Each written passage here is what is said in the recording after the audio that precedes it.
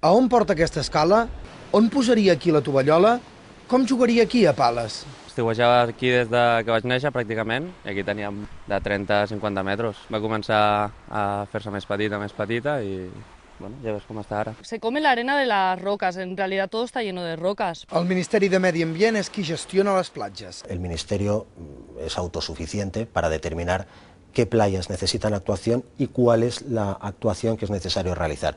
Un mero reperfilado o bien una recarga con arena nueva procedente del exterior. I aquí és quan entren en joc vaixells com aquest. La draga ara mateix està agafant sorra i ho fa succionant-la a través d'una tuberia que porta a sota. En total agafarà uns 2.500 metres cúbics de sorra. Això són 3 piscines olímpiques i tardarà una hora. La draga deixarà anar sorra durant 4 dies i la platja recuperarà 10 metres d'amplada.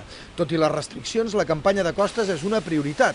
El govern espanyol hi destina 40 milions. I hi ha una novetat. Si una persona, por ejemplo, va a poner un chiringuito, tiene que pagar un canon, se le ofrece la posibilidad de que pueda hacerse cargo de una obra de regeneración de la playa o del mantenimiento de esa playa.